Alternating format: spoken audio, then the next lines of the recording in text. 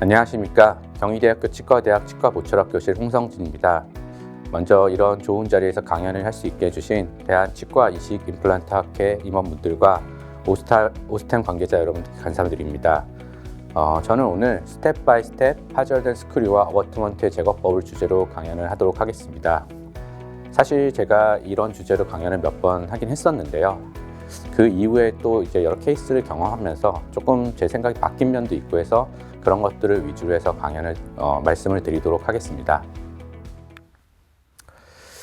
네, 일단 먼저 우리가 이제 스크류나 어버트먼트가 파절되면 당연히 제거를 해야 되는데요. 그 이전에 당연히 이제 그런 스크류의 파절이나 어버트먼트의 파절을 막을 수 있다면 막는 게 가장 중요한 거라고 생각합니다. 아무래도 이제 임플란트가 저희가 임플란트 진료를 한 지도 굉장히 이제 오래되면서 문제점들이 서서히 나오고 있는데요. 보통 이제 저는 이제 아무래도 보철과에 있다 보니까 그 바이올로지컬한 컴플리케이션보다는 메카니컬한 컴플리케이션에 주로 맞닥뜨리게 되는데요. 우리가 이제 임플란트를 오래 사용하기 위해서는 메카니컬 컴플리케이션을 줄이고 유지를 오래 할 수 있는 방법으로 방향을 가야 된다고 생각하고요. 그래서 당연히 모든 사람들이 임플란트를 치과의사도 그렇고 환자분들도 그렇고 오래 사용하길 원하고, 그러려면은 말씀드린 것처럼 메카니컬 컴플리케이션을 줄여야 되고요. 메인테인스는 오래 할 수 있는 게 좋겠죠. 그래서 보면 이제 말씀드린 것처럼 그 메카니컬 컴플리케이션을 어떻게 하면 줄여볼까를 고민해야 되고요. 그 다음에 이제 그것을 통한 유지, 이것이 이제 임플란트의 장기 예우로 이어진다고 생각합니다. 제 생각에는 그러려면은 우리가 특별히 좀 신경을 써야 되는 게 결국에는 이제 스크류 루즈닝을 어떻게 이제 관리할까이라고 생각을 하는데요. 왜냐하면 이제 스크류 루즈닝이 가장 다빈도 많은 발생을 하는 메카니컬 컴플리케이션이기도 하지만은 이 스크류 루즈닝이 발생이 된다는 거는 그 이후에 또 다른 문제점들이 계속 발생될 수 있다는 것을 암시하는 것이라고 생각을 합니다. 그래서 이제 첫 번째 준비라는 표현이 제가 말씀드리려고 하는 거는 우리가 이제 아까 말씀드린 스크류나 어버트먼트 파절이 나오지 않게, 발생되지 않게 하는 준비라고 생각을 하는데요. 그 기본은 일단 스크류 루즈닝에 대한 대처라고 생각을 하고요. 기본적으로 스크류 루즈닝은 오늘 주제에서 아주 많이 말씀드릴 건 아니지만요. 스크류 메카닉, 그러니까 뭐 세틀링이라든가 액시얼 디스플레이트, 싱킹 같은 그런 것들에 대해서 좀 알고 있어야 되고요. 그 다음에 이제 보철면에 기본적으로 컨택의 로스가 스크류 루즈닝을 야기할 수 있고, 오클루전, 그러니까 이제 교합도 충분히 스크류 루즈닝을 야기할 수 있는 요소라고 생각합니다. 또 여기에다가 그 임플란트 같은 경우는 어버트먼트, 스크류가 보철물이 이게 구성하고 있는 요소이기 때문에 어버트먼트가 파절되어 있어도 잘 모르는 경우가 있습니다. 이럴 때는 또 스크류 루즈닝이 다빈도로 일어날 수 있다고 생각합니다.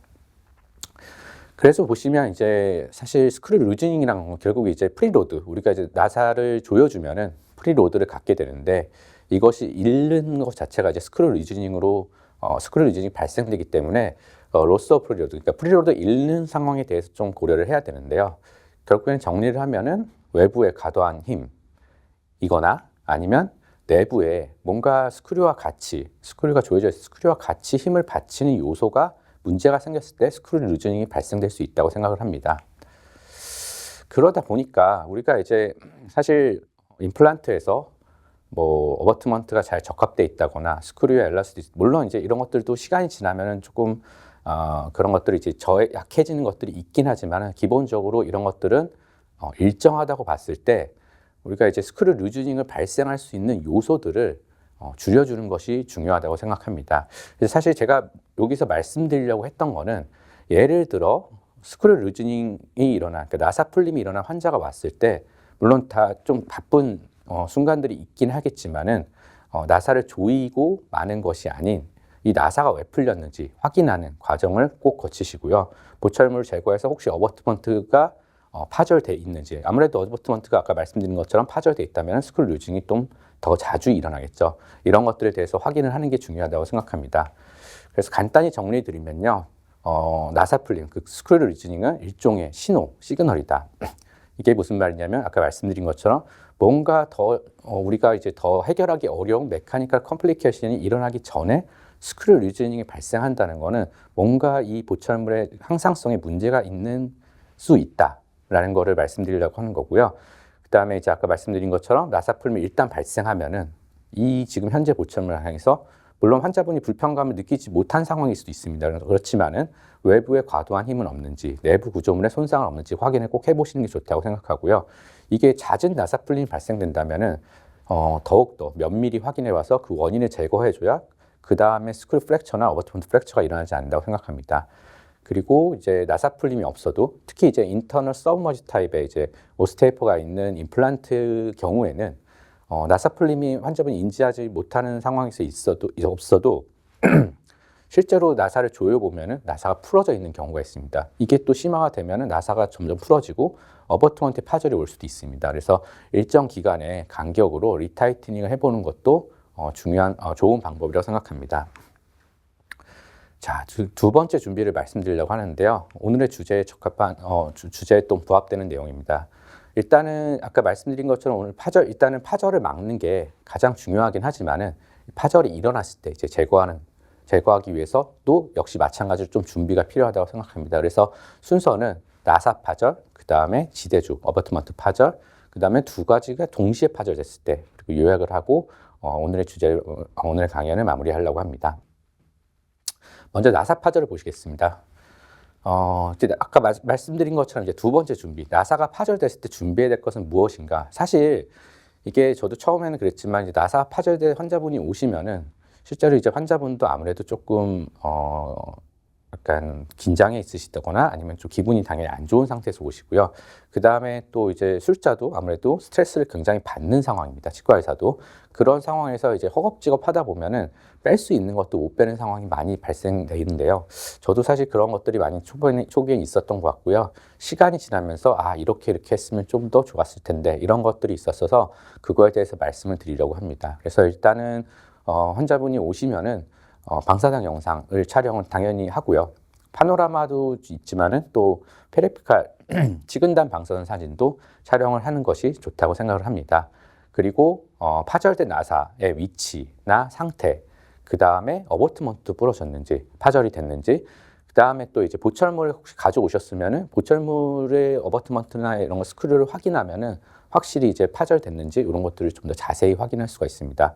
그리고 이제 막상 환자분이 오셨을 때 이 리무버 키트를 사용한다고 하면은 이게 약간 당황해서 제대로 사용을 못할 수가 있기 때문에 이 사용법에 대해서는 미리 숙지하는 게 좋다고 생각이 되고요. 환자분이 이런 연락을 주셨을 때 환자분 오시는 시간에라도 한번 확인을 하시는 것이 좋다고 생각합니다. 그리고 추가적으로 더 좋은 것은 물론 이거는 이제 여러 경험이 있어야 할 수 있는 것들이긴 하지만은 머릿속에 내가 어떤 기구를 써서 어떻게 진행할지 시뮬레이션을 미리 해보는 것이 중요하다고 생각이 됩니다. 그래서 보시면요, 요거는 이제 사실은 제 환자분은 아니고요. 제가 이제 다른 교수님이 하시다가 제가 이제 가서 좀 제거를 도와드린 상황이 되긴 했는데요. 그러다 보니까 이제 페리에피칼 뷰는 오른쪽에 페리에피칼 뷰는 조금 나중에 찍은 사진이고요. 처음에 먼저 이제 파노라마를 보고 이게 보니까 이제 보철물을 보니까 스크류랑 어버트먼트랑 같이 부러져 있더라고요. 그래서 이제 당일날은 이제 먼저 어버트먼트는 제거했는데 스크류를 제거 못해서 다시 환자분을 부르는 걸 말씀을 드렸고요. 그 다음번 오실 때 스크류까지 제거를 했습니다. 스크류 파져있는 스크류도 제거를 했는데 그래서 이제 환자분께 여쭤보니까 보철을 다시 하고 싶으시다고 하셔서 시스템을 확인해서 이제 진행을 했는데요.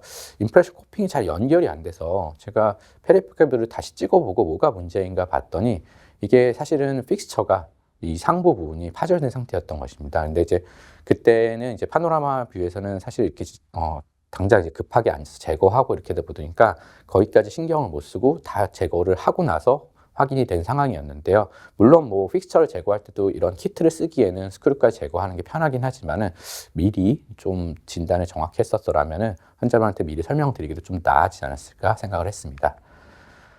그래서 이제 나사 파절에 대해서 보면요. 일단은 이 나사가 파절되었을 때 저는 이제 환자분들한테 저는 대학병원에 있다 보니까 이제 외부에서 한 임플란트 나사 파절된 것도 많이 오시는데요. 먼저 여쭤보는 게 혹시 그걸 제거한 시도를 하셨었는지, 그 다음에 이제 어버트먼트가 파절됐는지 제가 보철을 보거나 엑스레이를 통해서 확인을 하고요. 그 다음에 이제 어버트먼트도 같이 프랙처가 있는지, 그리고 이제 어버트먼트 타입 같은 경우도 이제 솔리드 원피스 타입인지 아니면은 투피스 타입인지 이런 걸 확인을 합니다. 왜냐하면 이제 예전에는 제가 이제 예전에 강의를 했을 때는 리무버, 그러니까 이제 한번 시도를 했거나 솔리드 어버트먼트 같은 경우는 그 밑에 픽스처에 바인딩이 세게 돼 있는 경우가 많다고 생각을 했습니다. 실제적으로 그럴 수 있긴 한데 제가 최근에 좀 느꼈던 거는 이제 아무래도 그 투피스 타입 같은 경우는 이제 그 스크류가 파절되기 전에 위로 올라와서 파절됐기 때문에 좀 풀려 있는 경우가 많은데 원피스 타입 어버트먼트 같은 경우는 그 아무래도 좀 밑에 있고 실제로 바인딩이 돼 있을 수도 있고 아닐 수도 있긴 한데 제가 이전에 생각했던 것만큼 강하게 픽스처에 못 뺄 정도로 바인딩이 돼 있는 건 아닌 것 같습니다. 요즘에 느끼는 거는 오히려 그 나사 파절편이 아래쪽에 있어서 제거가 어렵지 바인딩이 심하게 돼 있어서 제거가 어렵다고 생각하지는 않습니다. 그런 의미에서 제거 시도를 한 것도 마찬가지인데요. 이전에는 제가 생각했을 때는 제거 시도를 하고 오신 분들은 제거가 잘 안 돼서 이게 제거를 하면서 기구를 쓰면서 뭐 열에 의해서 늘러붙어서 잘 제거가 안 되나 이렇게 생각을 했었는데 요즘에는 그것보다는 뒤에 좀 설명을 드리겠지만은 제거의 길, 우리가 드릴링을 할 때 이미 드릴링이 돼 있다 보니까 그게 이제 위치를 바꾸기 좀 어렵다거나 아니면은 제거할 때 쓰는 드라이버가 적합시키기 좀 어렵다거나 그런 게 있어서 오히려 어렵지 그 자체로 바인딩이 훨씬 제거가 어려울 정도로 심하게 된다고 요즘에는 생각하진 않습니다. 그리고 어버트먼트가 프랙처가 있는지는 왜 이거를 이제 스크류 프랙처에서 고려를 하냐면요. 둘 중에 어느 걸 먼저 제거할지 뒤에 나오겠지만은 결정을 해야 됩니다. 그런 면이 좀 있고요. 그래서 이제 보통 일반적으로는 저는 이제 스크류 프랙처 같은 경우는 아주 이제 위쪽에 올라와 있어서 익스플로러로 제거가 쉽게 되는 경우는 아닌 대부분 이런 드릴, 그러니까 리무럴 키트를 사용하는데요. 이 컨셉 자체가 일단은 저 드릴을 통해서 제거할 수도 있고요. 드릴은 역방향으로 돌게 됩니다. 역방향으로 도는지 확인하는 게 그 핸드피스가 역방향으로 도는지 확인하는 게 굉장히 중요하고요. 역방향으로 해서 그 파절된 스크류가 한 번에 드릴로도 제거되는 경우가 있고요. 그게 어느 정도 승부해서 안 된다고 느껴질 때는 거기에 이제 우리가 임플란트 식립할 때도 그 패스를 만들잖아요. 패스를 만들고 그 다음에 오른쪽에 드라이버 같은 걸로 이제 다시 적합을 시켜서 제거를 해야 되는데 여기서 이제 어떤 순서나 아니면은 이제 어느 정도에서 이 순서 단계로 넘어갈지 이런 것들이 조금 중요하다고 생각합니다. 그래서 이게 사실은 파절된 스크류 제거를 할 때는요, 저는 가장 중요하다고 생각하는 것이 이 저 한가운데 그리고 이 패스도 맞추는 게 중요하다고 생각하는데요. 이게 왜 그러냐면은 이게 역방향으로 드릴이 돌다 보니까 예를 들어 이렇게 조금만 빗나가 있어도 아니면은 아주 많이도 아니고 이 정도만 빗나가 있어도 우리가 이제 이걸 회전시킨다고 생각을 했을 때 역방향으로 드릴같이 이제 로우 스피드 핸드피스를 강한 힘을 회전시킨다고 생각했을 때 오히려 저런 빨간 화살표의 힘에 의해서 더 이제 이렇게 약간 빠지는 회전보다는 픽스처를 밀면서 고정이 되는 힘을 받을 수 있기 때문에 이런 것들은 좀 이런 것들은 이제 가운데에 하는 것도 중요하다고 생각하고요. 그 다음에 또 이 패스도 중요하다고 생각합니다. 왜냐하면 이렇게 패스가 틀어져 있으면은 이거를 드릴로 돌린다고 생각하시면은 물론 길은 생기겠지만은 제거가 되지는 않습니다. 제거가 되진 않고요. 그래서 요거 가운데를 하고 그다음 포인트를 방향을 맞추는 거를 일단 노력하는 게 중요하고요. 그 다음에 또 이제 아까 말씀드린 것처럼 이 원피스 타입이랑 투피스 타입을 구분할 때 당연히 투피스 타입이 제거가 쉽습니다. 스크류가 파절됐을 때 대부분 투피스 타입에서는 스크류가 풀려서 이게 조금 올라온 상태에서 부러지기 때문에 제거가 훨씬 편하고요. 원피스 타입은 저는 예전에 이제 부러지면은 당연히 고정된 상태에서 부러지니까 저게 바인딩이 심하게 돼 있어서 픽스처에 제거가 어렵지 않나 생각을 했었는데 제가 최근에 한 케이스 중에 조금 되긴 했는데요. 이 두 개가 이제 연결된 방식이고 이것도 외부에서 이제 환자분이 파절돼서 오셨는데요. 제가 두 개를 제거하면서 느낀 게 하나는 바인딩이 돼 있었는데 하나는 풀려 있었습니다. 그래서 제가 환자분한테 혹시 이 보철물이 중간에 빠진 적이 있으셨는지 한번 여쭤본 적이 있었는데요. 빠진 적이 있으셨는지 빠진 적이 한 번도 없다고 하시고요. 7, 8년 동안 빠진 적도 없고 나사 풀림도 없었고 그랬었는데 갑자기 부러졌다고 말씀하시더라고요. 그러면은 이 두 개가 솔리드 어버트먼트라고 생각을 했을 때 어떻게 된 건가? 사실 좀 이게 제가 생각하는 그런 임플란트의 형태에서는 참 잘 이해가 되진 않았는데요. 나중에 다른 데서 강의 들은 것도 있고 제가 그 이후에 생각을 해봤을 때는 보니까 이제 우리가 이제 나사를 조여서 그게 이제 원피스든 투피스 타입이든 나사를 조여서 프리로드를 얻을 때 저런 스크류가 저렇게 이제 위쪽에 픽스처의 위쪽에 이제 바인되고 양쪽에서 잡아주면서 이런 보철물을 잡아주는 프리로드를 클램프 포스를 가할 수 있는데요. 저 스크류 부분이 원피스든 투피스든 부러지게 되면요. 부러지면은 저게 이제 아래쪽으로 떨어진다는 표현은 그렇지만은 그 미세한 공간에서 떨어지면서 그 바인딩이 풀리게 되는 그런 효과가 있는 것 같습니다. 그러다 보니까 그게 투피스든 원피스든 네, 그 바인딩이 단순히 부러진 상태에서는 바인딩이 아주 강하게 돼 있지는 않는 것 같습니다. 제가 지금 생각해요. 예전에는 저는 원피스 타입 같은 경우는 저렇게 이제 부러지고 나서는 아래쪽에 강하게 바인딩이 돼 있다고 생각하는데 지금은 조금 다르게 생각합니다. 그렇게 생각하지 않고요. 네, 그래서 실제로 우리가 스크류를 이제 제거를 해본다고 하면요. 처음에 이제 가장 중요한 게 시야의 확보라고 생각합니다. 제가 예전에 군의관 때 이제 발치를 하게 되면은 그 사람이 누워 있는 서지컬 발치를 하게 되면은 저는 이제 보철과다 보니까 이제 아무래도 좀 술기가 그쪽에 부족한데요. 그래서 이제 그래도 사람이 발치니까 어떻게든 뭐 잘라서 뽑으면 되는 거 아닌가라고 생각해서 이제 플랩을 깨끗하게 여는 거에 대해서 좀 소홀히한 면이 있었는데요. 제가 이제 뭐 못 뽑는 제가 잘 못해서 이제 그런 환자가 있을 때 다른 부안과 선생님이 와서 이제 처음에 하는 게 플랩을 처음 다시 깨끗이 열더라고요. 깨끗이 열고 그 위치나 이런 걸 파악하고 진행을 하시는데요. 일단은 이 스크류 파절을 이제 파절편을 제거할 때도 시야의 확보가 굉장히 중요하다고 생각합니다. 그래서 저 같은 경우는 보통 일반적으로 이제 티슈 펀치를 가장 많이 사용합니다. 티슈 펀치를 많이 사용하고요.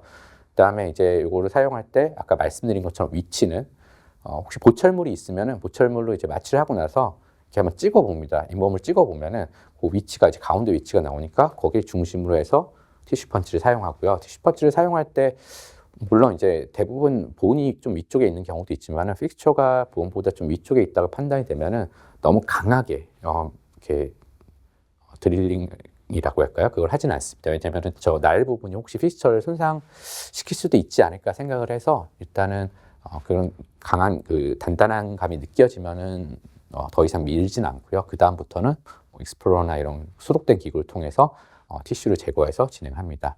그렇게 진행을 하고요. 그래서 시야를 그럼 어느 정도 확보할 것인가를 고민해 보면은 저는 이게 이렇게 이제 픽스처랑 그 다음에 이제 파절된 나사가 좀 보여야 된다고 생각을 하고요. 아까 말씀드렸지만은 그 타절된 나사의 가운데를 잘 관통하고 있는지를 확인해야 되기 때문에 이런 정도의 시야는 어느 정도 확보가 돼야 되고 지혈에 대해서도 조금 고민을 하시는 게 저는 좋다고 생각을 합니다. 그래서 이제 파절된 나사를 제거할 때 일반적으로는 우리가 이제 보면은 분류를 한다면은 이제 딱 보니까 이거는 묶여 있지 않다, 풀려 있다. 이렇게 우리가 익스플로러 돌려서 돌아간다. 그러면은 이제 쉽죠. 그리고 그 다음에 이제 풀려 있긴 한데 익스플로러는 잘 돌아가진 않는다. 풀려 있는 거 조금 돌아가는 거 확인했는데 그 다음에 잘 모르겠다거나 아니면 이건 확실히 제가 봤을 때는 이제 픽스처에 고정이 어느 정도 돼 있다라고 판단되는 경우를 나눌 수가 있는데요. 각각을 보면 일단 처음에는 일단은 이제 가장 쉽다고 할 수 있죠. 확실히 풀려 있다라고 느껴질 경우에는 보통은 이제 익스플로러를 많이 사용하는데요. 저 같은 경우는 이런 기구들 중에서도 그 엔도 익스플로러를 더 많이 사용합니다. 엔도 익스플로러가 이제 뭐 위치에 따라 조금 다르긴 하겠지만요. 이렇게 보시듯이 우리가 일반적으로 쓰는 저 익스플로러는 이제 탄성을 좀 늘리기 위해서 저런 형태로 되어 있고 사용할 수 있는 부분이 좀 짧은데요. 엔도 익스플로러 같은 경우는 조금 더 그 끝이 길기 때문에 사용할 수 있는 부분이 좀 넓다고 생각합니다. 그래서 저는 엔도 익스플로러를 상대적으로 좀 선호하고요. 그 다음에 이제 이런 캐비트론, 울트라소닉 스케일러를 많이 쓰시는 분들이 있는데요. 저는 개인적으로는 이렇게 많이 선호하지는 않습니다. 이게 뭐 나쁘다 이런 것보다는 저 같은 경우는 이제 아까 말씀드린 엔도 익스플로러를 돌려봤을 때 확실히 제거가 안 된다거나 뭐 그런 경우에는 이 울트라소닉 스케일러보다는 바로 아까 말씀드린 이제 버나 드라이버를 사용해서 전용 키트를 리무버 키트를 사용해서 진행을 하고요. 요거는 사용을 하실 때 보통 대부분 저 진동을 돌리는 방향을 쳐서 빼시는 걸로 알고 있긴 합니다. 주의하셔야 될 점은 저걸 치실 때 이제 픽스처를 건드리지 않는 것도 좀 중요하고요. 또 저 사이 이제 파절된 나사랑 픽스처 사이를 잘못 건드리면 또 이게 오히려 늘러붙을 수가 있기 때문에 캐비트론을 사용하실 때는 조금 유의해서 사용하시는 게 좋다고 생각하고요. 저는 잭비나 캐비트론을 쓸 바에는 그러니까 이제 이런 울트라소닉 스케일러를 쓸 바에는 제거 키트가 훨씬 편리하다고 생각해서 저 같은 경우는 많이 사용하지는 않습니다. 그래서 아까 말씀드린 이런 리무버 키트가 회사별로 여러 키트들이 존재하고 있고요. 오스템에서도 ES 키트가 있어서 잘 사용하고 있습니다. 그래서 이제 아까 말씀드린 것처럼 이제 확실히 픽스처에 바인딩 되어 있지 않을 것 같고 도는 게 확실히 느껴진다기보다 보인다. 그러니까 우리가 이제 파절된 나사 같은 경우는 굉장히 조그마기 때문에 이게 돌고 있나 안 있나 좀 헷갈릴 때가 있습니다. 그래서 어떤 그 파절된 나사의 일부 구조물을 이 위치를 기억해 놨다가 기계 움직인다 싶으시면 이거 도는 거구나. 그때는 이제 익스플로러를 사용하셔도 되고요. 전용 키트가 있으시면은 저런 그 오른쪽 같은 기구를 사용하셔도 되긴 하는데 이게 저는 처음에는 저 형태의 기구를 이것도 드릴 같이 이제 저 나사를 파는 데 쓰는 건가 생각을 했는데 제 생각에는 그것보다는 이제 저 기구가 이제 돌면서 우리가 팽이 치기 할 때 옆에 치듯이 위에를 쳐가지고 이게 회전을 좀 빨리 쉽게 할 수 있게 그 회전을 통해서 이것도 당연히 역회전을 써야 됩니다. 역회전을 써가지고 회전을 쉽게 할 수 있게 하는 기구라고 생각이 되고요. 그러다 보니까 이제 익스플로러를 조금 해보니까 돌긴 하는데 이게 중간중간에 뭐 자꾸 걸린다거나 그래서 잘 안 돌 때 사용하면 좋다고 생각이 되고요. 이런 형태는 이제 제 생각에는 파는 것, 그러니까 이제 드릴을 해서 저 파절된 스크류를 이제 밑에 이제 홈을 형성하는 것보다는 돌릴 때 사용한다고 생각하시면 되고요. 그 다음에 이제 말씀드린 것처럼 이게 확실히 도는데 잘 안 돌 때 또 이걸 사용하시면 되시고, 그 다음에 마찬가지로 요런 형태, 이 드릴은 원래는 이제 뒤에 설명을 드리긴 하겠지만은 저 파절된 나사 파절편에 그 홈을 형성하기 위해서, 그리고 홈이 뭐 형성 잘 되면은 저 드릴에 바인딩이 돼서 빠져나오는 것까지 생각을 할 수 있는데요. 그러니까 그런 용도이긴 한데 저것도 마찬가지로 이렇게 누르지 않고, 그러니까 홈을 만드는 힘을 주지 않고 위에서 살짝 이렇게 닿게 해서 하면은 반대 역회전을 해서 빼는 힘을 가할 수 있기 때문에 익스플로러를 조금씩 도는데 중간중간에 어디에 걸려가지고 이게 제거가 잘 안 된다. 그러면은 요 기구를 써도 마찬가지 효과를 볼 수 있습니다. 요거 하실 때는 조금 주의하셔야 될 게, 확실히 돈다고 생각되면 너무 세게 누르면 오히려 밑으로 내려갈 수 있으니까 그거는 좀 주의하시는 게 좋고요. 잘 모르겠다. 그러면 이제 처음에는 그렇게 하시다가 이게 그렇게 해도 계속 제거가 안 된다고 생각이 되시면은 그때는 이제 실제로 저 파절된 나사에 이제 홈을 만들어줘야겠죠. 드릴을 통해서. 그런 경우에 이제 힘을 주셔야 되고요. 그 다음에 이거는 확실히 픽스처에 바인딩이 돼 있다. 그런 경우에는 드릴을 이제 써서 홈을 만들어야겠죠. 그래서 이렇게 하시면 좋고요. 그러다 보니까 사실 이 드릴 자체는 아무래도 이제 새 드릴을 사용하는 게 홈을 파는 데는 훨씬 유리합니다. 그러니까 누르는 힘보다 파는 힘이 강하게 작용을 하려면 아무래도 날이 좀 날카로워야 되기 때문에 너무 여러 번 쓰는 거는 사실은 거의 일회용 같이 사용하는 게 맞긴 한데 뭐 비용도 있고 생각을 하다 보면 뭐 조금 몇 번 쓰실 수 있긴 하지만은 너무 여러 번 사용하시는 건 오히려 그 조건을 더 안 좋게 만들 수 있다는 걸 유념하시면 될 것 같습니다. 그래서 이런 형태의 드릴이 뭐 여러 회사의 키트들이 다 있긴 하고요. 이런 밑에가 뾰족하고 이렇게 역회전을 하면서 그 파절된 나사에 홈을 만들어 줄 수 있습니다. 그래서 이제 그런 홈을 만든 다음에 홈을 만들면서 저 드릴의 힘에 의해서 나오는 경우도 좀 있고요. 특히 이제 약간 픽스처에서 위쪽에 있을 때는 실제로 많이 나오긴 합니다. 그리고 이게 좀 깊이 있거나 아니면 아까 말씀드린 가운데나 아니면은 그 패스가 조금 엇나갔을 때는 저 드릴만으로는 제거가 안 됩니다. 그래서 드릴이 어느 정도 파졌다고 생각이 되면은 그 다음부터는 저 오른쪽에 있는 저런 드라이버 형태의 저것도 마찬가지로 역회전을 해야 됩니다. 그러니까 반대로 돌리면 빼는 힘으로 돌리면서 저게 바인딩을 시켜서 파져야 되는 나사에 빼는 겁니다. 이거를 생각하시면 좋고요. 그래서 이제 요 두 가지를 어느 정도에 넘어갈지 어떻게 구분을 할지를 좀 최근에는 좀 생각한 게 좀 있는데요. 보면은 이제 드릴을 아까 말씀드린 것처럼 예전에는 드릴을 왜 제거가 안 되지? 드릴을 잘 내 가이드 쓰고 똑바로 한 것 같은데 드릴을 해서 제거가 안 되면은 이게 뭔가 계속 드릴을 더 쓰고 이게 힘이 강하게 바인딩 돼 있나 보다. 그러니까 제가 아까 말씀드린 것처럼 포인트가 안 맞는다거나 패스가 안 맞는 게 아닌 뭔가 강하게 그 픽스처에 강하게 묶여 있어서 이게 안 되나 보다 해서 뭐 드릴을 더 큰 거 쓴다거나 막 이런 식으로 진행을 했는데요. 드릴을 사용해도 제거가 안 되는 거는 내가 홈을 어느 정도 명확히 팠다고 생각이 되면요. 우리가 임플란트 할 때도 이렇게 드릴링 하잖아요. 그 홈이 명확히 있다라고 생각이 되면은 그 말씀드린 것처럼 그 드릴링보다는 그 포인트나 그 다음에 이제 패스의 문제이기 때문에 그때는 이렇게 보시면은 이게 약간 이렇게 틀어졌다라고 하면은 그 다음에는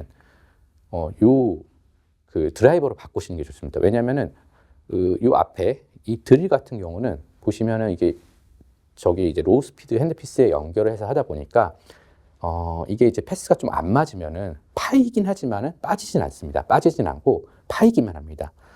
그러면 이제 우리가 어느 정도 확실히 파서 이 드라이버를 적합시킬 수 있는 공간이 충분하다라고 생각되면은 이거를 통해서 이걸 돌리면은 이거는 이제 저렇게 위에 빨간 원처럼 난회전을 하면서 뺄 수 있기 때문에 어느 정도 내가 충분히 팠다고 생각이 되면은 드라이버를 시도해 보는 것이 좋다고 생각합니다. 그래서 드라이버는 패스가 지금처럼 다소간 안 맞더라도 제거가 좀 용이합니다. 드릴은 파는 게 용이하고요. 그 다음에 이제 이게 깊이 있으면 깊이 있을수록 이렇게 보시면 이제 이게 왼쪽처럼 위에 있으면은 패스나 포인트가 좀 다소간 안 맞아도 나오는 게 쉽습니다. 근데 이제 깊이 있으면 깊이 있을수록 이 패스가 안 맞으면은 제거가 어려워집니다. 그래서 드릴을 쓰다가 이게 어느 정도 홈이 형성됐다 그러면은 드라이버를 바꾸는 거를 권해드립니다. 그래서 이제 말씀드린 것처럼 처음에 방사능 영상을 촬영해서 위치 관계를 좀 파악하고요. 그 다음에 이제 우리가 지금 보시면은 키트에도 뭐 긴 것도 있고 좀 짧은 것도 있고 가는 것도 있고 좀 두꺼운 것도 있는데요. 기본적으로는 저 가운데 있는 드라이버랑 오른쪽에 있는 가운데 있는 죄송합니다. 가운데 있는 드릴과 오른쪽에 있는 드라이버가 한 쌍이라고 생각하시면 됩니다. 그래서 가운데 있는 저 얇은 드릴을 사용하시면은 드라이버도 오른쪽에 얇은 드라이버가 적합이 되고요. 그 다음에 이제 가운데 좀 상대적으로 레귤러 드릴을 사용하시면은 드라이버도 레귤러 드라이버를 사용하시면 됩니다. 그래서 미니 임플란트 같은 경우는 아무래도 이제 스크류가 좀 가늘다 보니까 얇고 긴 저 드릴과 드라이버를 이용해야 되긴 하는데 개인적으로 조금 느끼는 거는 제가 생각했을 때는 제가 경험하면서 느끼는 거는 일단은 레귤러에 드라이버가 적합이 되면 대부분 다 제거를 하는데요. 이게 미니에서는 저 드릴 가운데 가는 드릴을 쓰고 그 다음에 미니용 저 드라이버를 해서 제거를 해도 뭔가 상대적으로 좀 픽처랑 어느 정도 강도가 이제 바인딩이 돼 있으면은 제거가 안 되는 경우가 조금 있는 것 같습니다. 그래서 아무래도 상대적으로 난이도가 미니 임플란트는 조금 더 어려울 수 있다고 생각이 됩니다. 그래서 이런 세트로 돼 있고 그 다음에 이제 똑같이 이제 레귤러 사이즈의 그 스크류 파절된 걸 제거하더라도 처음에 내가 위치를 그 가운데 포인트 위치를 잡기 위해서 미니용 저 드릴을 이용해서 위치를 확인하고 그 다음에 이제 미러를 통해서 확인해서 보고 잘 위치가 됐다고 판단되면 깊이를 우리가 임플란트를 식립할 때도 뭐 깊이를 하고 넓히고 이런 식으로 하듯이 위치를 잡아준 다음에 확인을 하고 그 다음에 조금 더 두꺼운 드릴 이용해서 넓혀준 다음에 그 다음에 이제 그 레귤러 조금 크기가 있는 그 드라이버를 이용해서 제거하는 게 지금은 제일 무난하다고 생각을 하고 있습니다. 근데 저 드라이버를 했는데 이게 제거가 안 되고 어느 순간에 이제 옆에가 갈리면서 헛돈다 라고 판단이 되시면 그 다음에 또 써볼 수 있는 거는 다시 조금 더 가는 저런 이제 미니용 드릴 이용해서 조금 더 판 다음에 한 번 더 시도를 해보시는 것이 좋다고 생각합니다. 그리고 아까 말씀드린 가이드, 그러니까 이제 이런 키트에는 패스나 이제 포인트를 맞춰주기 위해서 또 주위의 픽스처를 손상시키지 않기 위해서 가이드가 다 있긴 있는데요. 이제 가이드 같은 경우는 이제 우리가 이제 가이드는 있으니까 쓰면 당연히 좋은데 가이드를 못 쓰는 경우도 있습니다. 가이드를 못 쓰는 경우도 있는데요. 뭐 시스템이 안 맞는다거나 아니면 적합이 뭐 안 된다거나 어떤 이유로든 그런 경우가 있는데 그러면 가이드 없을 때는 어떻게 하냐? 우리가 이제 논 가이드로는 할 수 있냐? 라고 봤을 때 저 같은 경우는 이제 논 가이드를 할 때는 이렇게 이제 주위에 너비를 봐서 이게 최소한 가운데 포인트를 가는지 요거는 확인하고요. 드릴 한 번에 힘을 줘서 밀진 않고요. 어느 정도 포인트를 이제 드릴링을 조금 해서 봤을 때 위치가 가운데인지를 확인하고 그게 확인이 되면은 패스를 조금 보고 보철물 패스나 이런 거 확인해서 좀 본 다음에 드릴링을 시도한다고 생각하시면 되고요. 우리가 이제 그런 경우에 예를 들어 이제 이런 키트랑 맞는 시스템에 임플란트를 식립한 거라고 하신 거라고 하면 그게 파절된 거라고 하면은 당연히 그 가이드를 사용하시면 되는데 그렇지 않은 경우도 있잖아요. 내가 지금 갖고 있는 키트랑 맞지 않는 경우도 있을 수 있는데요. 그런 경우에는 이런 임프레셔 코핑을 이용하면은 가이드 역할을 할 수 있긴 한데 미리 확인하셔야 될 게 저런 드릴이 저런 코핑에 잘 이게 적합이 될 수 있는지 이런 것들을 확인하시고요. 보통 이제 저는 대학병원에 있다 보니까 이제 여러 시스템에 파절된 환자분들이 많이 오시긴 하는데요. 준비하기 조금 어렵고. 근데 이제 보통 대부분의 클리닉에서는 아무래도 치과에서는 치과의사 선생님들이 이제 사용하시는 시스템이 한정돼 있다 보니까 본인이 사용하시는 그 시스템에 나사가 파절됐을 때 쓸 수 있는 가이드를 어느 정도 준비해 놓으시는 게 좋다고 생각합니다. 물론 그 시스템에 제거 키트가 있다면 그 키트를 쓰는 게 제일 좋긴 하겠지만요. 미리 그게 없을 경우에는 준비를 해 놓으시는 게 좋다고 생각을 합니다. 그래서 이게 이제 보시면은 아까처럼 이제 가이드는 쓸 수 있는데 이 경우 같은 경우는 가이드가 보통 가이드를 잡을 수 있게 오른쪽에 홀더가 있는데요. 홀더가 있는데 요거는 같은 거 보시면 알겠지만은 저 홀더가 들어갈 공간이 없습니다. 그래서 가이드를 직접 잡고 손으로 잡고 해야 되는데 주수하에 하긴 하지만은 좀 열이 많이 발생됐고요. 그 다음에 아무래도 조금 흔들림이 손을 잡고 이렇게 홀더 없이 하면은 약간 흔들림이 있을 수 있습니다. 근데 이제 이런 경우에 가이드는 쓸 수 있지만은 저런 홀더는 쓸 수 없다라는 거를 이제 이런 일이 있을 수 있고 어떤 경우에는 저게 또 공간이 더 작거나 그러면은 가이드 자체를 못 쓰는 경우도 있긴 합니다. 아니면은 임플란트 주위에 치광이 너무 높아서 드릴이 이제 적합이 안 되는 경우도 있거든요. 그런 경우를 이제 고려해서 아니면 이제 구치부에 입을 좀 크게 벌리기 어려운 경우라든가 이런 것들을 좀 고려해서 사용하시면 좋을 것 같습니다. 그리고 이제 또 확인을 하셔야 될게요. 미리 확인을 하셔야 될 게 우리가 이제 제일 오른쪽 사진처럼 이 가이드를 쓰고 드릴을 쓰시면은 그 드릴이 들어갈 수 있는 깊이가 정해져 있습니다. 가이드 안에서 이제 스탑이 있기 때문에 정해져 있는데 예를 들어 이제 구강 내에서 그 스탑만큼 이미 내가 드릴링을 하기 전에 들어가 있다라고 하면은 이 끝부분이 밑에 그 스크류 파절된 부위를 닿지가 않을 테니까 그런 공간이 있는지 이게 적합이 됐는지 이런 것들을 잘 확인하고 진행을 하시는 게 좋고요. 이것도 마찬가지입니다. 아까 말씀드린 드라이버도 저런 이제 빼서 봤을 때 공간과 구강 내에서의 공간이 충분히 있어야 드라이버가 적합을 그 밑에 파절된 스크류에 닿겠죠. 드라이버가 닿기 때문에 하는데 제가 이번에 하면서 이제 사실 이건 어제 한 케이스인데요. 하면서 보니까 이게 이제 드라이버는 저런 가이드를 쓰지 않고 돌리시는 게 훨씬 유리합니다. 물론 우리가 이제 드릴링 했기 때문에 그 위치에 맞게 드라이버를 정확히 위치시키려고 한다면은 당연히 똑같은 가이드를 쓰는 게 유리한데요. 제 오른쪽처럼 아까 처음에 말씀드린 것처럼 패스가 좀 안 맞다거나 가운데 포인트가 안 맞다거나 하면은 이게 이제 그 드라이버가 저런 난회전을 하거나 아니면 이렇게 통에 회전을 하면서 움직여야 되는데 저 가이드가 있으면은 그렇게 회전을 못 합니다. 오히려 가이드를 쓴 상태에서 무리하게 돌리면은 그 안쪽에 내가 형성해놓은 홈이 다르면서 이제 그 드라이버가 밑에 파절된 스크류랑 이제 적합이 안 될 수가 있기 때문에 그게 오히려 저 드라이버를 쓸 때는 빼고 하시는 게 저는 좋다고 생각이 되고요. 그래서 이제 케이스를 보시면은 요 케이스가 제가 아까 말씀드린 여러 가지 좀 생각을 바꾸게 된 케이스긴 한데요. 왼쪽에 이제 파노라마가 저희 병원에서 임플란트를 하신 건 아니고 예전에 사진이 있었고 그 다음에 파절돼서 오셨을 때의 왼쪽 가운데가 파노라마 사진인데요. 비교해 보시면은 조금 더 오히려 파절편이 내려갔죠. 이게 이제 제가 여쭤보니까 시도를 하고 오셨다고 하는데 뭔가 시도를 하는 과정에서 오히려 이제 파절된 그 나살 파절편이 더 깊어진 상황인 거죠. 그러다 보니까 제거하기는 더 어려운 상황이 되긴 했는데요. 저는 처음에는 이게 내려가서 저게 아주 강하게 바인딩이 돼 있어서 제거가 어렵겠구나 생각을 하고 환자분께도 어느 정도 좀 설명을 드리긴 했는데요. 그러면서 이제 제거를 하면서 보니까 제가 제거를 하면서 이제 아까 드릴링도 하고 뭐 드라이버도 써보고 막 했는데 안 되더라고요. 잘 안 돼가지고 이거를 몇 번 하다 보면은 더 이상 이제 할 게 없을 것 같은 시간이 좀 빠르게 옵니다. 빠르게 오면은 거기서 뭘 더 해봤자 잘 안 된다고 느끼는 것들이 많이 있었는데 이전에는 그래서 이거를 하면서도 역시 이게 강하게 그 픽스처랑 강하게 묶여 있구나. 그래서 제거가 어렵구나 생각을 했는데요. 생각을 해서 엑스레이를 그래도 한번 찍어보자 해서 가운데 찍어봤는데 가운데처럼 이게 조금 올라왔습니다. 이게 바인딩이 강하게 돼 있는 건 아니네. 근데 왜 드라이버에 적합이 안 되지? 적합이 안 되고 드라이버에 걸려서 나와야 되는데 그게 안 돼서 그래도 조금 더 해보자고 말씀을 드리고 긍정적으로 상황이니까 또 좀 더 해보니까 오른쪽 같이 좀 더 올라왔는데 제거는 되지 않았지만 조금 더 올라왔습니다. 그래서 제가 이걸 하면서 생각해 본 게 이게 드라이버가 패스가 아주 정확하진 않다 보니까 좀 보면 약간 틀어져 있죠.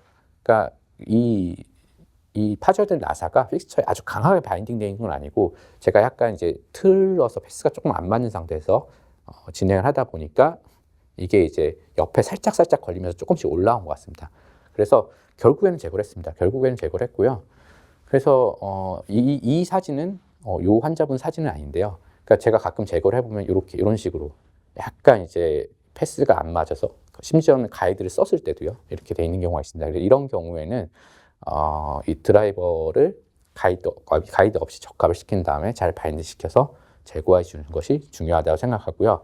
하나 좀 말씀드리고 싶은 게 또 하나 뭐가 있냐면은 아까 그 드릴도 그렇고 이제 이 드라이버도 그렇고 좀 두꺼운 레귤러가 있고 미니가 있는데요. 미니를 쓰실 땐 정말 좀 조심하셔야 되는 게 미니를 쓸 때 우리가 이제 힘을 좀 약간 측방으로 주다가 잘못하면 부러질 수가 있습니다. 끝부분이. 그래서 레귤러는 그런 게 거의 없는데요. 미니는 그럴 수 있기 때문에 항상 이 정방향으로 잘 천천히 돌리는 방식을 추천드립니다. 그리고 이 케이스 같은 경우는 이제 이 케이스도 제 환자는 아니지만은 그 로케이터 어버트먼트가 파절되는데요.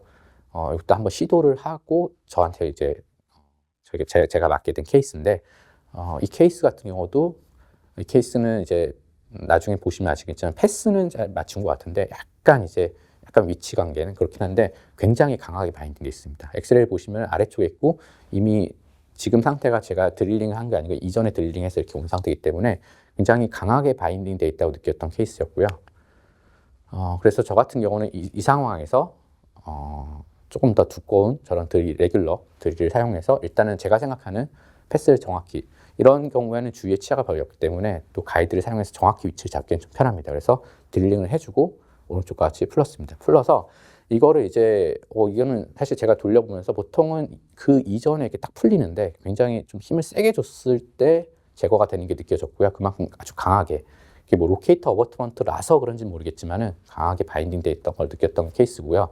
보시는 바와 같이 방향은 꽤 잘 맞습니다. 그리고 이걸 이제 나중에 저걸 다시 드라이버 쓰시려면 저걸 풀러야 되는데 이게 저도 처음에는 이제 딱 제거해서 너무 기뻐서 이제 저걸 풀으려고 역방향으로 돌리는데 주의하셔야 될 게 저거를 이제 풀으려면은 오히려 반대로 정방향으로 돌려야 저 파져진 나사와 드라이버가 분리가 됩니다. 분리가 되는데 대부분 케이스는 조금만 힘줘도 글리퍼 같은 걸 잡아서 하면 분리가 되는데 이 케이스는 분리가 잘 안 됐습니다. 그만큼 굉장히 강하게 바인딩이 되었던 케이스입니다.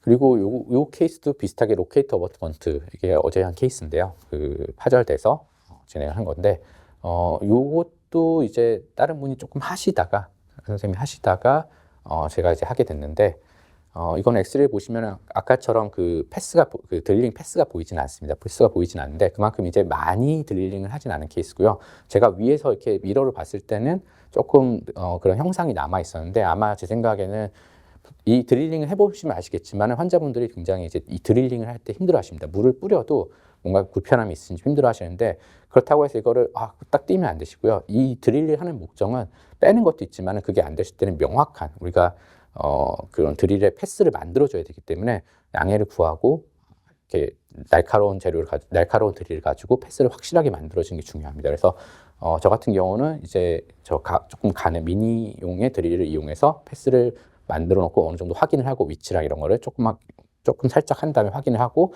그 다음에 길을 확실히 만들어주고 그 다음에 레귤러 드릴로 좀 넓혀준 다음에 레귤러의 드라이버로 제거를 했습니다. 사실 이렇게 하셔도요. 이거 하는데 마취를 제외하면은 한 20분 정도면 티슈펀치 하는데도 충분히 하실 수 있습니다. 요 흔히 말하는 이 과정, 프로토콜이나 시퀀스에 대한 어느 정도 명확한 것들만 있으면은 생각보다 그렇게 오래 걸리지는 않습니다. 그 다음에 이제 어버트먼트 프랙처에 대해서 말씀드리겠습니다. 어버트먼트 프랙처는 오히려 스크류 프랙처는 솔직히 간단합니다. 간단하고요. 그 다음에 이제 스크류 프랙처가 같이 있나? 왜냐면은 뒤에 보시면 아시겠지만 이것도 이제 기구를 적합시켜야 되는데 스크류 프랙처가 같이 있으면은 적합이 안 될 수 있습니다. 그리고 기구의 직경이 중요합니다. 기구의 직경이 중요하고요. 밑에 이제 의심하지 말라는 어버트먼트 프랙처는 다 제거를 했습니다. 지금까지 몇십 케이스를 하면서도 한 번도 제거를 못한 적이 없고요. 스크류랑 같이 부러졌을 때 이제 스크류를 제거를 못해서 한 케이스가 하나 있긴 하지만 그런 경우를 제외하고는 어버트먼트 프랙처는 다 제거가 되니까 너무 걱정하실 필요는 없습니다. 생각보다 시간도 아주 오래 걸리진 않습니다. 그래서 일단 그 개념은요. 이제 그 아까 직경에 대해서 말씀드렸는데 그 파절된 어버트먼트에 적절히 바인딩 될 수 있는 직경을 선택하시는 게 제일 중요하고요. 근데 이제 뭐 예를 들어 이제 벌을 사용해서 옆에가 좀 많이 갈았다거나 아니면 어떤 이유로 적합이 잘 안 된다. 이 제거 기구가 그런 상황이라고 하시면요. 물론 이제 실제로 보시면은 파절된 어버트먼트랑 제거 기구랑 이렇게 크게 차이가 나진 않습니다. 제가 말씀드린 건 이 개념인데요. 약간 기울여서 이런 부분들이 저 파절된 어버트먼트 닿게 잘 바인딩 되게만 해주시면 될 것 같습니다. 그래서 이런 느낌으로 약간 걸어서 제거한다고 생각하시면 되고요. 그 다음에 이제 말씀드린 것처럼 이렇게 파절된 상황이 왔을 때 보통 보철물을 많이 가져오시니까요. 보철물을 확인하시고 우리가 확인해야 될 게 지금 보시면 이제 파란색이 있고 빨간색이 있는데요. 그 제거법 그 키트가 그다음에 이제 여기서 파란색이 맞는데요. 우리가 이제 보시면은 자 이렇게 여기에 이제 한번 맞춰 봅니다. 그 오른쪽은 이제 제거한 거니까 지금 제거하기 전에 알 수 없는 거고 왼쪽처럼 파절된 보철물에 그 어버트먼트에 이제 역으로 맞춰 봤을 때 저 파절된 어버트먼트에 적합될 수 있는 기구를 선택해서 그 직경을 선택해서 진행하시면 됩니다. 오른쪽처럼 빨간색 같은 경우에는 우리가 그냥 이걸 모르고 그냥 하면은 저런 식으로 어버트먼트에 바인딩이 되지 않고 픽스처에 바인딩이 될 수 있기 때문에 이런 것들을 고려하셔서 하시는 게 가장 중요하다고 생각이 되고요. 이렇게 잘 적합이 되는지 확인하시고요. 그다음에 이런 키트에서도 보면 사실 이 키트 같은 경우는 이게 지금 보면은 이건 픽스처 제거, 어버트먼트 제거, 이거는 뭐 어버트먼트 스크류 제거 키트긴 한데 저는 그냥 여기서 이제 직경이 맞는 거를 선택해서 사용하는 경우가 많고요. 이런 식으로 렌치까지 해서 하시면 좋은 게 뭐냐면은 힘을 주기가 편합니다. 힘을 주기가 편해서 아까 말씀드린 것처럼 이렇게 이제 양쪽에 걸어서 이런 힘을 주고 이런 느낌으로 하실 때 이런 식으로 렌치 아니면 이제 우리가 돌릴 수 있는 렌치를 사용하시면은 이렇게 돌리다가 바인딩이 딱 되고 저 상태에서 끝을 잡아서 이렇게 약간 흔드는 느낌으로 약간 흔든 느낌을 하면요. 이게 이제 바인딩이 좀 더 되면서 그러다가 빼면은 빠지는 경우가 많습니다. 그래서 저는 그런 개념을 갖고 이제 진행을 하는 경우가 많고요. 그래서 이렇게 지금 이 케이스 같은 경우는 제가 보시면 알겠지만은 손상이 많이 가 있는데요. 이것도 이제 보통 이제 외부에서 진행을 하시다 온 경우인데 핸드피스를 좀 많이 사용해서 왔다 보니까 저런 식으로 이제 파인 부위도 있고 제가 핸드피스를 쓴 건 아니고 그 상황에서 제거하다 보니까 적합이 좀 상대적으로 잘 안 되더라고요. 잘 안 되는 상황에서 저런 개념을 갖고 이렇게 제거를 했던 경우입니다. 제거가 쉽진 않았는데 제거 생각보다 그렇게 오랜 시간 동안 제거를 하진 않았습니다. 그래서 이렇게 다 제거를 할 수 있고요. 그래서 이제 어버튼 프랙처 케이스를 보시면요. 이런 식으로 이제 이 환자분 같은 경우는 사실 뭘 말씀드리고 싶었냐면은 이 환자 같은 경우는 이제 스크류 루즈닝이 돼서 오셔서 이제 제가 이제 한번 봤는데요. 제가 이제 빼서 보니까 저렇게 파절이 돼 있더라고요. 아까 말씀드린 것처럼 이거를 생각을 해보면은 스크류 루즈닝이 조금 먼저 왔을 가능성이 좀 있다고 생각을 하고요. 그 상태에서 사용을 막 하시다가 프리로드가 거의 없는 상태죠. 그러니까 어버트먼트만 웨칭이 돼 있는 상태에서 사용하시다가 부러지고 그러다 보니까 이제 보침을 움직여서 오신 거라고 생각이 되고요. 그래서 저희가 이런 것들을 이제 확인을 해서 어버트먼트를 이럴 때 당연히 교체를 해줘야겠죠. 이런 것들을 고려하시는 게 중요하고요. 아까 말씀드린 방법으로 제거는 그리 어렵지 않게 했고요. 이게 아까 보여드린 케이스인데 이렇게 이제 핸드피스를 많이 해서 한 경우에는 예전에는 이렇게 좀 늘러붙어서 어렵나 생각을 했는데 뭐 그런 것도 있지만 제 생각엔 기구를 적합시키기 어려운 것 같습니다. 그래서 이렇게 해가지고 이것도 마찬가지로 아까 말씀드린 방법을 제거를 했습니다. 그리고 이제 스크류랑 어버트먼트랑 같이 부러졌을 때 이거는 제일 중요한 거는 스크류 포지션. 그러니까 스크류를 먼저 뺄지 아니면은 어버트먼트를 먼저 제거할지 이거를 하시는 게 좋고요. 당연히 스크류가 강하게 바인딩되어 있으면은 제거가 어렵긴 하겠죠. 특히 이런 경우에는 가이드를 쓸 수가 없기 때문에 더 제거가 어렵기 때문에 그런 것들을 좀 고려를 하셔야 됩니다. 근데 대부분은 이런 경우에는 같이 부러졌을 때는 스크류가 바인딩 되어 있는 경우는 좀 적다고 생각됩니다. 그리고 그런 것들을 고려해서 진행을 하셔야 되고 그래서 이제 위치가 스크류 포지션이 왼쪽처럼 아래에 있다. 그러면은 아까 말씀 어버트먼트는 무조건 제거를 할 수 있으니까 거의 100% 제거가 됩니다. 그래서 어버트먼트를 먼저 제거하고 가이드를 이용하거나 스크류 제거하시면 되고요. 오른쪽과 같이 스크류가 조금 위쪽에 있다. 그러면은 이 경우에는 아까 말씀드린 어버트먼트를 제거할 방법이 조금 어렵습니다. 그래서 스크류를 먼저 제거를 하되 가이드 없이 해야겠죠. 가이드 없이 해야 된다는 거를 고려해서 잘 제거를 하시고요. 근데 저렇게 위에 올라와 있으면 당연히 아까 말씀드렸듯이 상대적으로 제거가 좀 쉽습니다. 그래서 위치 관계나 이런 거를 잘 확인하셔서 좀 조심스럽게 제거를 하시면 되시고요. 패스를 잘 맞춰가면서 제거가 되면은 어버트먼트를 제거하시면 됩니다. 그래서 이 경우 같은 경우는 둘 다 제거를 했습니다. 보시면은 스크류가 좀 위쪽에 있죠. 위쪽에 있고 스크류가 석션돼서 스크류 파절하는 사진은 없는데요. 일단은 이런 경우에 스크류를 아까 말씀드린 것처럼 제거를 하고, 위쪽에 있는 스크류는 바인딩이 아주 약하게 돼 있거나 안 돼 있는 경우가 많고요. 바인딩이 약하게 돼 있어도 말씀드린 것처럼 패스가 조금 틀어져도 제거가 쉽습니다. 그래서 제거를 하고 어버트먼트를 제거했습니다. 그리고 이 경우는 보시면 알겠지만 좀 깊이 있죠. 스크류가 깊이 있기 때문에 어버트먼트를 먼저 제거를 하고 파절편을 제거하고 뭐 가이드나 이런 걸 사용해서 스크류 파절편을 제거를 했습니다. 둘 다 제거했고요. 이 케이스는 제거를 못했습니다. 먼저 말씀드리자면 이 케이스는 제가 환자분 처음에 왔을 때 이제 신한의 때 오셔서 이제 그냥 당일날 제거를 해드리려고 시도를 처음에 했는데요. 처음에 엑스레이 딱 봤을 때는 저게 스크류가 헤드만 부러졌죠. 헤드만 부러져서 굉장히 위쪽에 있으니까 잘하면 잡을 수도 있겠다, 어떻게 잡아서 돌릴 수도 있겠다 생각을 했는데 생각보다 쉽지 않더라고요. 왜냐하면 일단 기본적으로 이게 좀 지나고 나서 생각해 보니까 밑에 스크류는 다 바인딩이 어느 정도 돼 있다고 생각을 해야 되고요. 그 다음에 그러니까 결국에는 이제 아래쪽까지 있는 거예요. 물론 적합은 위에서 시킬 수 있지만은 근데 그 스크류의 싱크는 또 얇습니다. 그러다 보니까 약간 미니용 드릴이나 이런 것만 써야 될 수도 있고, 또 가이드도 쓰기 어렵습니다. 왜냐하면 어버트먼트 같이 부러져 있는 상황이 있거든요.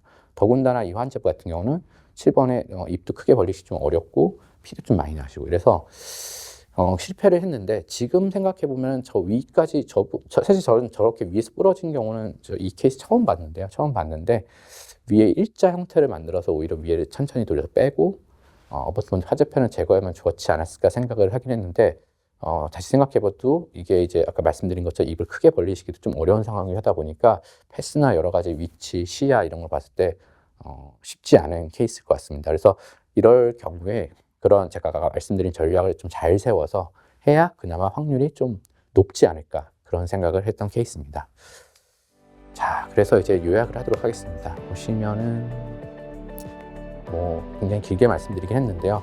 일단 나사플링, 임플란트에서 메카닉 컴플리케이션인 스크류 루즈닝은 일종의 경고 메시지다 보니까 원인의 진단, 이게 왜 됐는지 자주 일어난다면 분명히 어떤 이유가 있습니다. 그리고 더 안 좋은 상황이 발생하기 전에 진단하고 처치가 필요하다고 생각하고요. 그 다음에 아까 말씀드린 그런 드릴이나 ES 키트, 그 다음에 리무버 키트 이런 것들의 사용법을 일단은 미리 숙지하는 게 필요합니다. 미리 어느 정도 숙지를 해놓고 그 당시에 조금 보셔야 좀 유리하고요. 처음 환자분 오셨을 때 처음 보면은 이게 좀 당황하게 되고 여러 가지로 손발이 잘 안 맞게 됩니다. 그래서 그런 게 있으니까 그게 좀 필요하다고 생각이 되고요. 그 다음에 아까 말씀드렸죠. 이제 당연히 이제 고정 정도도 확인을 해야 되지만은 위치가 생각보다 중요합니다. 파절편의 위치가 위쪽이면은 풀렸을 확률도 높고 패스나 포인트가 드릴의 포인트가 조금 덜 맞더라고 하더라도 쉽게 나오는데, 깊이 있을 때는 이게 좀 어렵다고 생각하시고 드릴을 어느 정도 쓰셨을 때는 그다음 드라이버로 넘어가야 됩니다. 그래서 그런 전략을 미리 내가 이렇게 해서 어느 정도에서 넘어가겠다는 거를 어느 정도 경험 필요하겠지만 세워놓고 하시는 게 좋고요. 그 다음에 지대줄 파절편은 다 제거할 수 있기 때문에 미리 기구의 사용법만 어느 정도 숙지하시고 적절한 직경, 보통 사용하시는 임플란트가 어느 정도 풀이 있기 때문에 그걸 미리 준비해 놓으시면 좋다고 생각합니다. 그건 중요하고요. 그 다음에 이제 두 가지가 이제 나사와 지대줄 모두 파절되었을 경우에는 파절편의 위치에 따라서 어버트먼트를 먼저 제거할 수 있다고, 기구가 적합된다고 생각되면은 파절편을 먼저 제거하고, 나사가 너무 위쪽에 있으면은 그걸 제거하고 어버트먼트를 제거하는 걸 추천드리고요. 이 모든 것들이 어느 정도는 순서를 대략적으로는 계획을 해 놓으시고 하는 게 진료에 훨씬 유리하다고 생각합니다. 이것으로 제 강연을 마치겠습니다. 경청해 주셔서 감사합니다.